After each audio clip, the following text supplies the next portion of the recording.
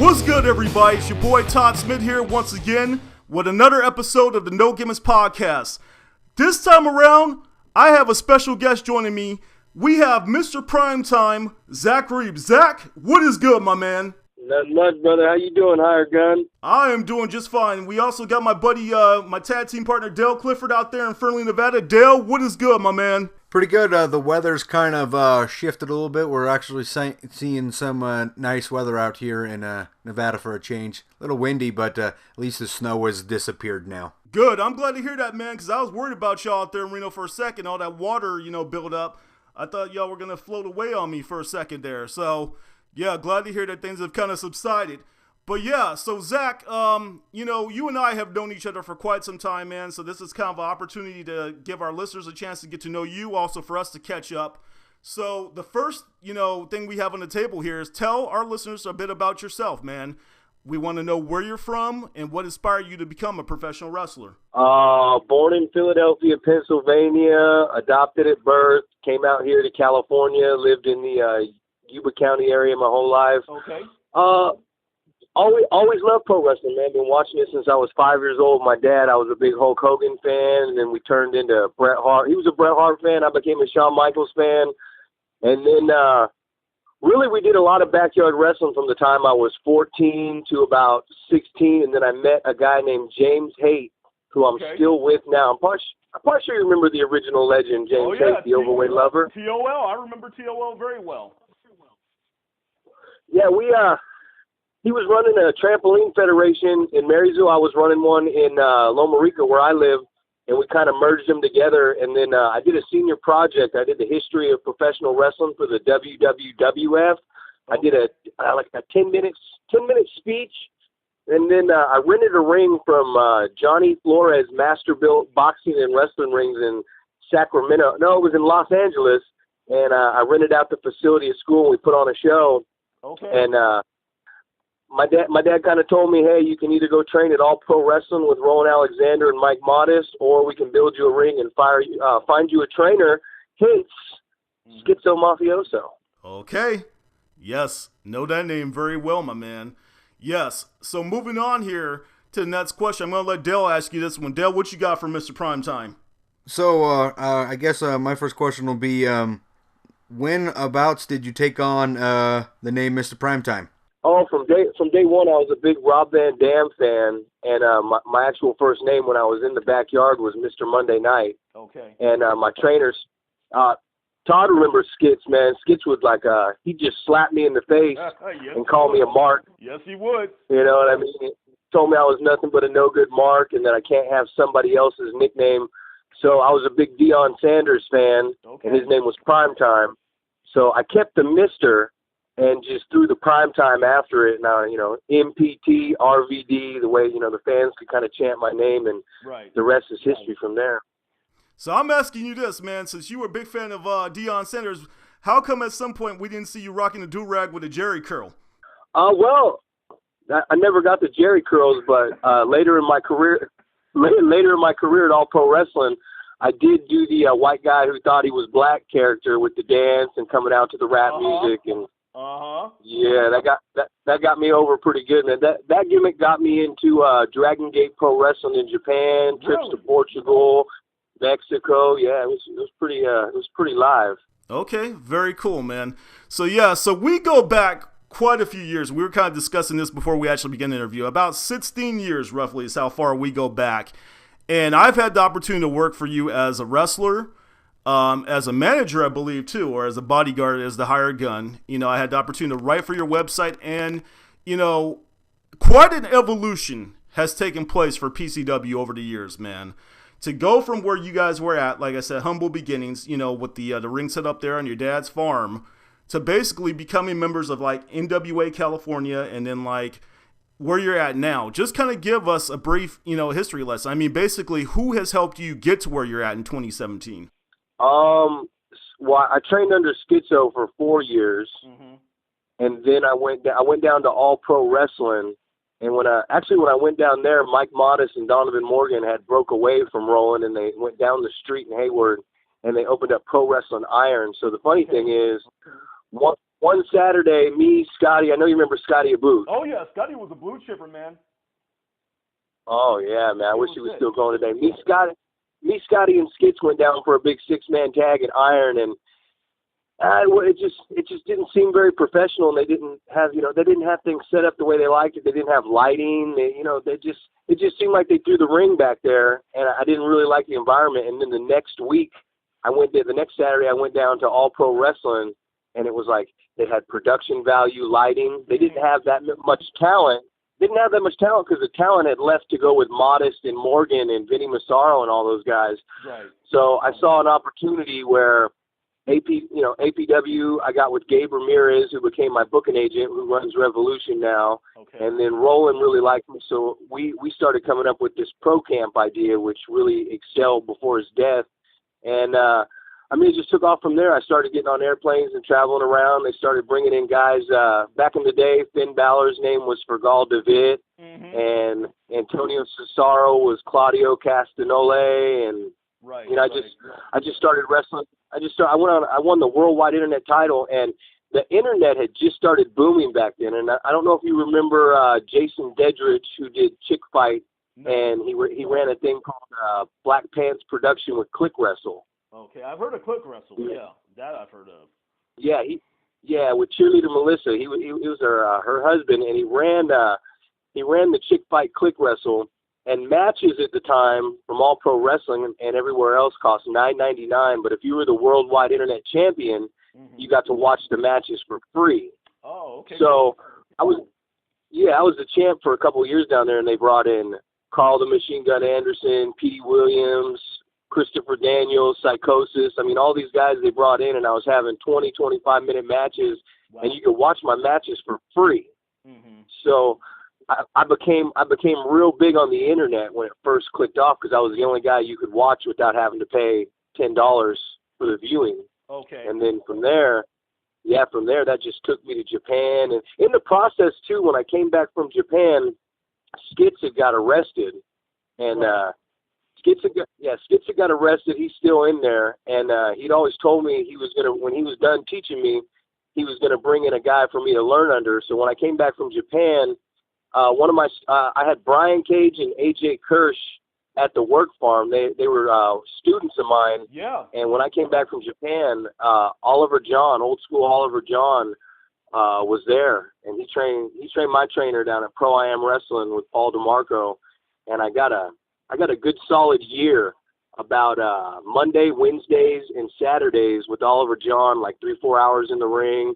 Okay. Then we go across the street in Yuba City to Applebee's and have a couple beers and eat some food for about an hour. So I spent about a good year with him. So at that point in my career, I had trained under Skits for 4 years, and I trained under Oliver John 3 days a week for a year. And then Roland, I had taken over at All Pro Wrestling for the pro camp, and I'd taken over teaching some of the younger guys like Matt Carlos and Dylan Drake and just some of the guys, Jody Christopherson and the world's strongest man, John Anderson. So I spent about 5 years down in All Pro Wrestling. So I spent about 8 years learning under Skits, Oliver John, Gabe Ramirez, Roland Alexander, the Brown Bomber, Robert Thompson, and JJ Perez. So about 8 years of training under guys, and then I finally decided it was time for me to be the head trainer of my own school. Right on. Yeah, man. Jody, I had the opportunity to party with him a little bit up there in Reno when we were training with the Reno Wrestle Factory. He's a good guy, man. Really enjoyed my time hanging out with him and his family and whatnot. So, Dale, what you got for Mr. Primetime Nets here? All right, you talked a little bit about, obviously, the several years that you spent in APW, and I know that me and Todd have a connection to one of your opponents there that I think gave you probably one of your better matches. Tell us a little bit about what it was like to work with Adam Thornstowe. Oh, God. Well, I've known Adam since I think he was 16 and I was 17. He started at Pro Championship Wrestling, him and Luster. And we're pretty much the same style, man. The frog splashes, the moonsaults, the super kicks. He's got a curb stomp. But working with Adam over the years, every time we get in the ring, it's it's just magic, man. It's easy. It's nothing we got to talk about. You know, we don't talk about nothing backstage. It's strictly going out there and feeding off the fans and doing everything that we do off of what the fans want to see. So it's like, it's very rare you see nowadays. I tell all the guys nowadays, everybody, I tell them the locker room is for ribs and perverted jokes, and it's like, it's not to talk, you know what I mean? It's not to talk over your match, man. Everyone's talking over their match in the locker room. You know, the communication happens in the ring. A good trained pro wrestler who's trained, if you're trained the right way, man, you don't need to go out there and choreograph your match, because you got to learn how to communicate. Yeah, I mean, that's the thing I'm noticing nowadays with wrestlers, man. I go around, you know, I still wrestle at Gold Rush and All Pro Wrestling and Pro Wrestling Revolution and all these places, and everywhere I go, man, the level of talent is, these guys get trained, and once they say you're ready to wrestle or get a character or whatever they're telling them nowadays, they get in the ring and they quit training. And for 18 years, I've been training 2 to 3 times a week, man, my basics and my fundamentals. So they're second to none, man. And a guy like Adam Thornstowe, I mean, the same. He's been up, you know, he just wrestled for Ring of Honor. He's always going to Vegas. I mean, he's pretty much going around and making a good living off of pro wrestling right now on the indie scene. And like I said, much respect, a big shout out to Adam Thornstowe. I know he's back here in Pro Championship Wrestling working with us full time, man. And I couldn't be happier to have a talent like that in my company. So let me tell you how crazy this is and how things come full circle here. You know, they do the whole 6 degrees of separation thing. So as I already covered before, I had the opportunity to work for your company in several different roles. One of the roles that I actually got to operate in was as a security guard. I had been a while, you know, it had been a couple of months or so I had spent away from the ring and whatnot. I wasn't really, you know, like training and stuff like that. So you guys didn't really feel comfortable putting me out there, but you were like, hey, we want to keep you involved. We want to have you on the show. So I worked security. I remember witnessing Adam Thornstowe's first match, and it was against Corey Dayton over at Allenwood Park on the show that you guys did. And if I recall correctly, yeah, that was back around, what would you say? That was back in the early 2000s, right? Yeah, easily 2001. The Allenwood Sports Complex. Yep. So to bring things full circle here, who would have thought that in 2010 that guy would be training me? Yeah, it's crazy how things happen, man. You know, so yeah, it's just mind blowing. So now that we've had the opportunity to talk to you about your experience inside of the ring, we like to get a bit of a perspective of what it's like from the CEO side of things. So please explain to us, our listeners as well, what's the process like when you're booking a card? And also the second part of the question is, what is the most difficult part of running your company? You know, man, I handle the training, and I have a staff of assistants. I also have a staff of, I overview everything and say what I want and how I want it, but I have a cast of bookers, man. I know you remember Taylor Gregory as Big Dick Sexton. He's my man, yes. Yeah, Big Sid. He actually relocated him and his family from San Jose and got a job here at the Rideout Hospital. So he lives in my town now, and he's now my business partner. Okay. Yeah, he's my business partner. Yes, I knew he was your guys' president. Yeah, well, that's actually his role that he plays on camera, but he's more, you know, him and James are booking things right now. Okay. And you know, I think the most difficult part of doing this is finding young talent and honing that young talent in, no matter where they went and where they trained, to show them the way we do things, and to build their character with character development and teach them how to tell the story in the psychological sense. We do a lot of promos and a lot of WWE style build-up videos. Right. So it's all about where you need to work to the camera and where your camera guys need to be. We need to get the proper stuff in the promos. And I mean, running the shows now is just down to a science, man. Getting the sponsors, the flyers, the posters, the tickets, getting them distributed to the ticket outlets, putting the posters up. And we're more of an old rap artist that sells their CDs out the trunk of your car in front of Walmart or the mall.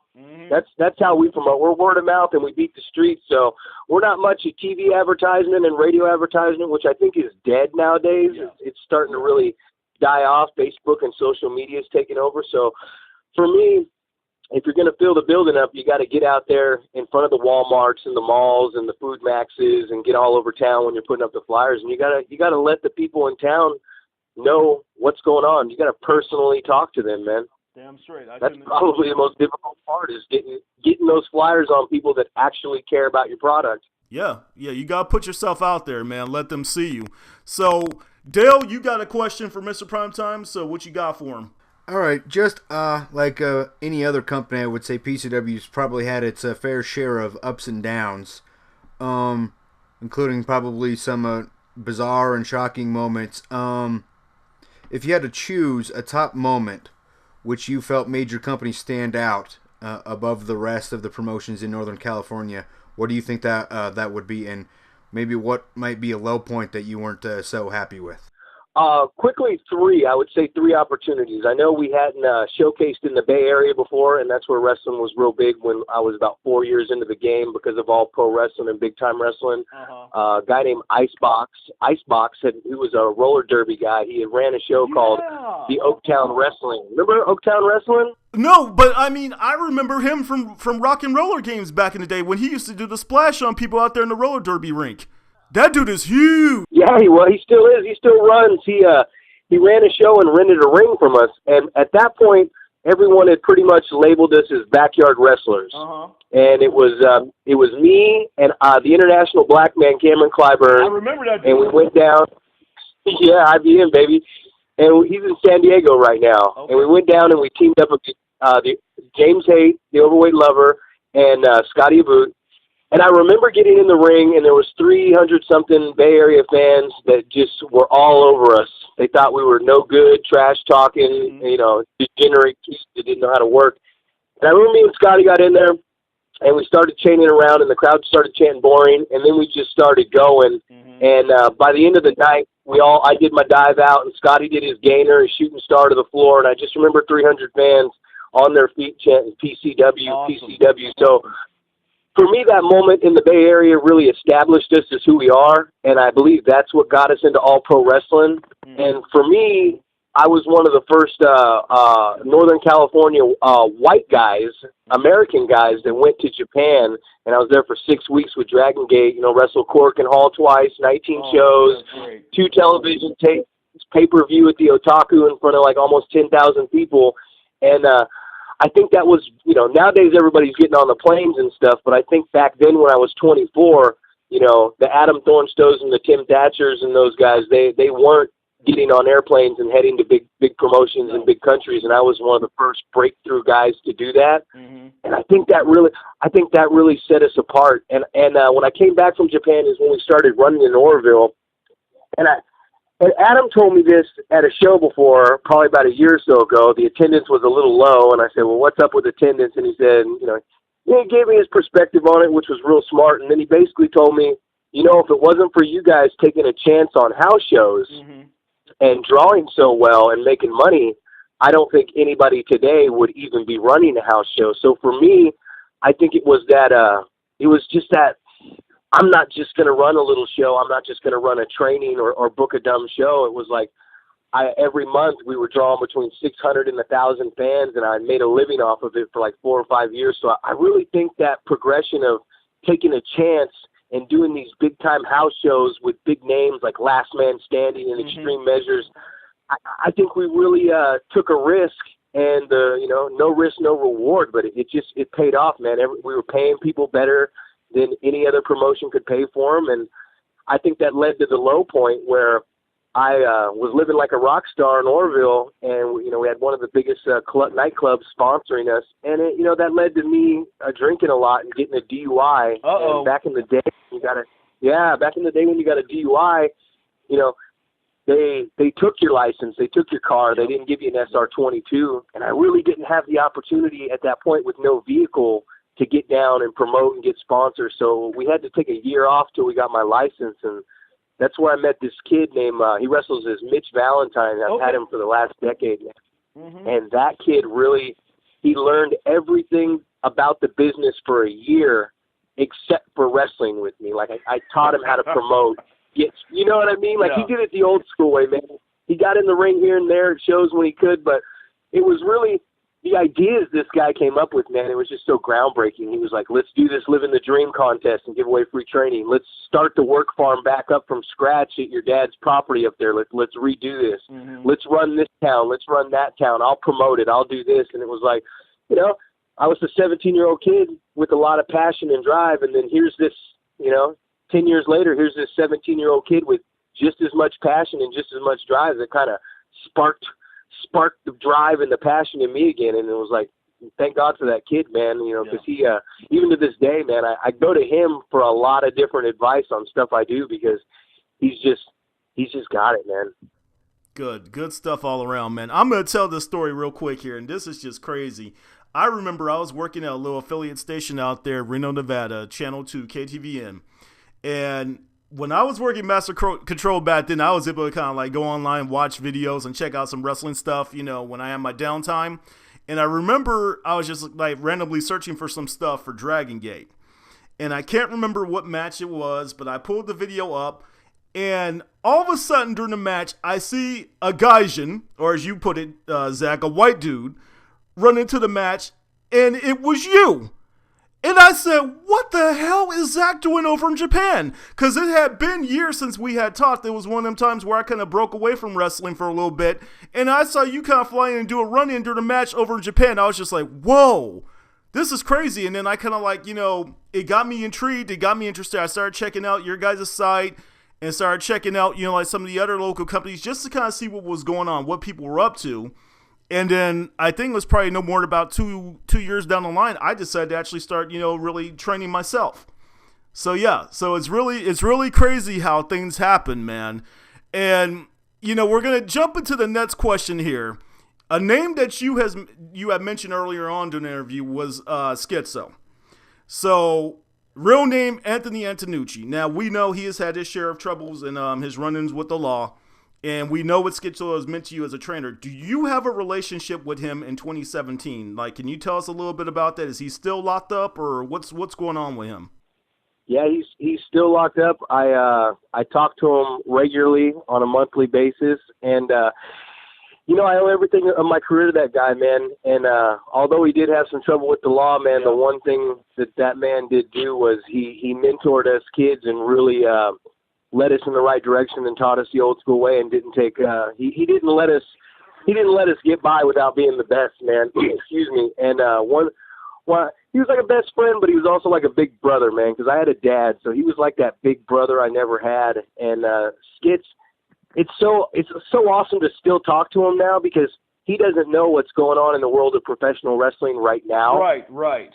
So for me, in a business that has gotten lost in this sports entertainment and these spots and no selling and everything, I love to talk to him because I get the perspective from 10 to 12 years ago. You know what I mean? Yeah. I feel like it's a throwback going back. So it's like, well, I'm trying to bring old school wrestling back and mix it with some of this new school glitz and glamour stuff that they're doing. When I talk to him, everything in my training, the way we book, stuff like that, like he's still heavily involved in the evolution of what we're doing. And I mean, that's, to me, it's a blessing, man. The guy was nothing but, it was nothing but great to me and so many others, man. And I wish the rest of the world could have been inside that PCW work farm watching the magic that he did. Cause he took a company that was labeled a backyard company and in 5 years turned that company into a company that was right on the level with All Pro Wrestling. And that's sure amazing to have that much structure.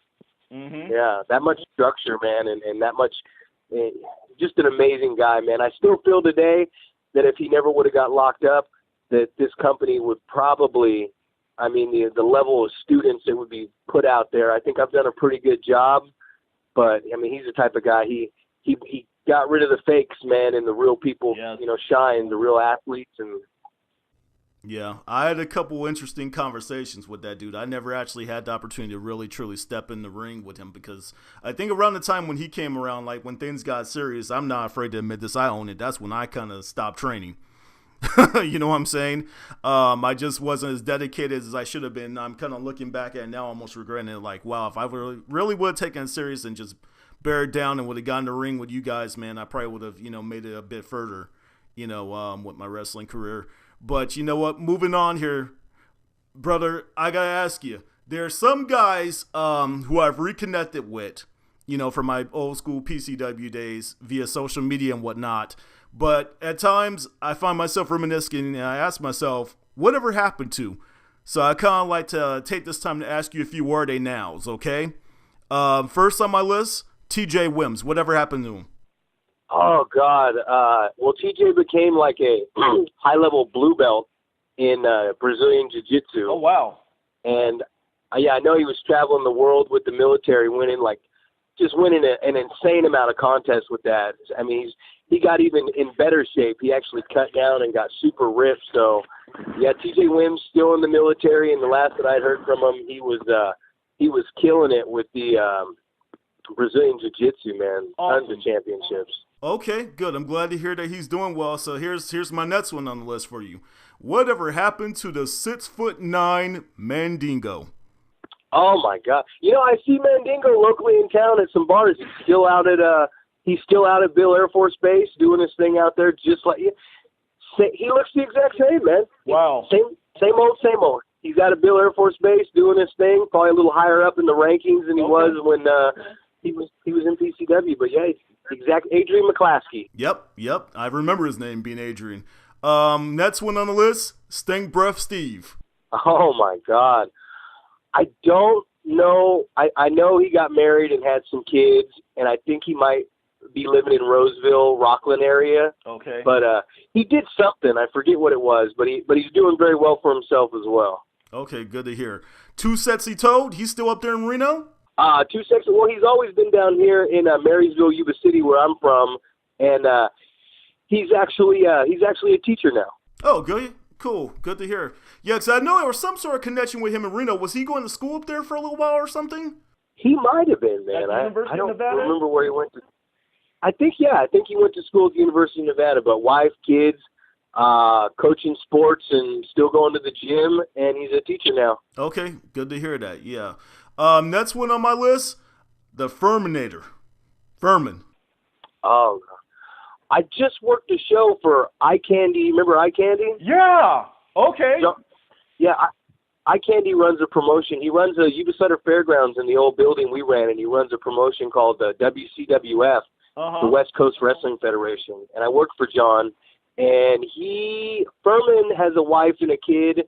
I don't know what he does for a living, but I know he came to a show there and came backstage and talked to me, and I was just like, I held the goat sign up and Furman.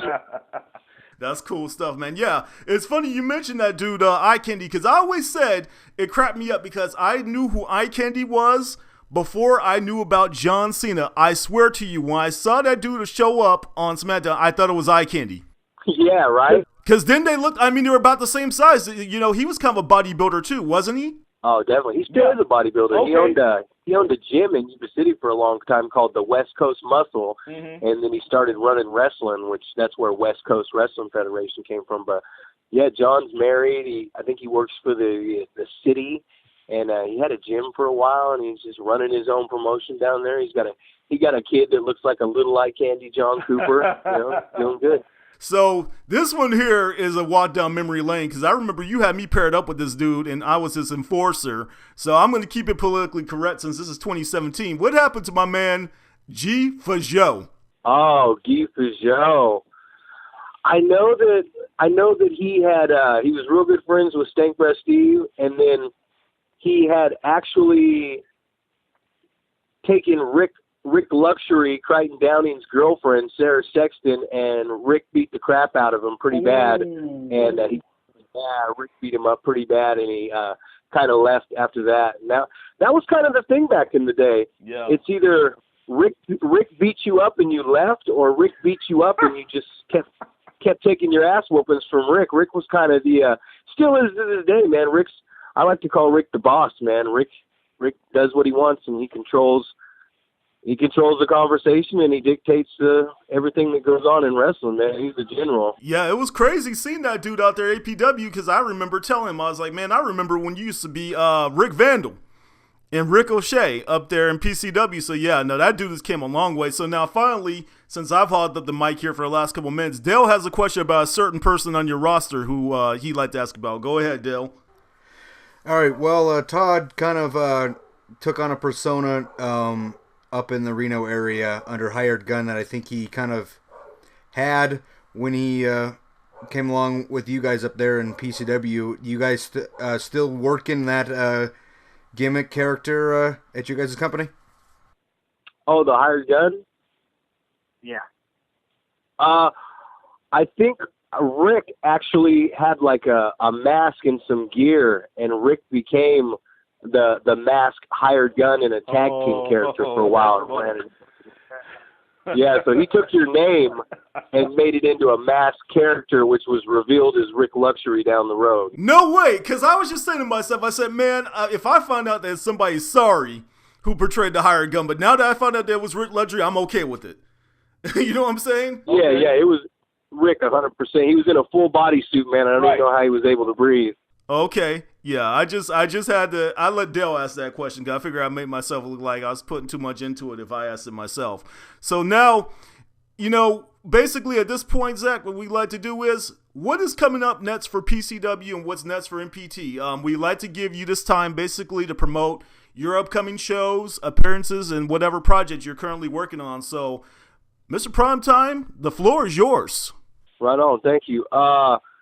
Every month, we did it as a tribute to Rowan when he passed away because he used to run Gym Wars. So we're doing quarterly shows now. We do a show every month. So on February 18th at 2305 A Beach Street, Norville, we do the Work Farm Wars. Mm-hmm. And the Work Farm Wars, we do 2 Work Farm Wars, and that builds the stories up. And then we go to the auditorium for one of our big 4 shows of the year.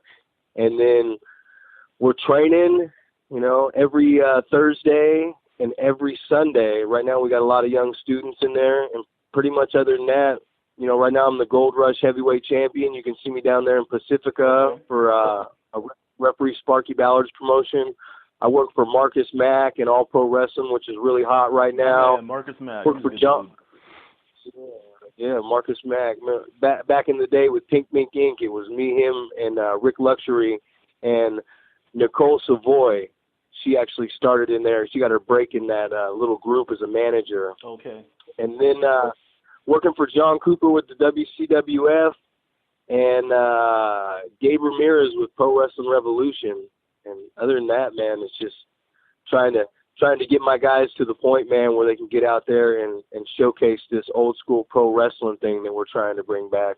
No doubt, brother. Zach, I just want to take this time to say, man, it has been great reconnecting with you, man. Like I said, we got history, both, you know, in the wrestling business and outside, man. So I really appreciate you coming here on the show and joining us for this episode of the No Gimmicks podcast.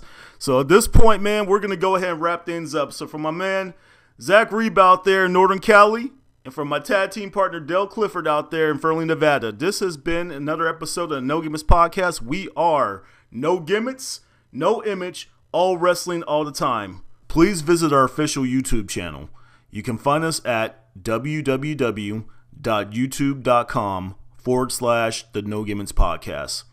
If you would like to receive our notifications when we release our new episodes, then please subscribe. We would like to hear from our viewers, so please leave us some feedback in our comments section on our official YouTube channel.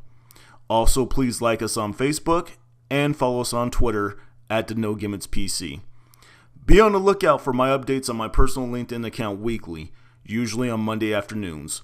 Also, check out Craig Perkins' weekly article featured on ProWrestling.com. And remember, sharing is caring. Feel free to share the links to our episodes with other pro wrestling fans on your social media accounts as well. That does it for this episode of No Gimmicks Podcast. For my tag team partner Dale Clifford in Fernley, Nevada, this is Todd Smith in Bristol, Connecticut signing off. Until next time around, y'all take care.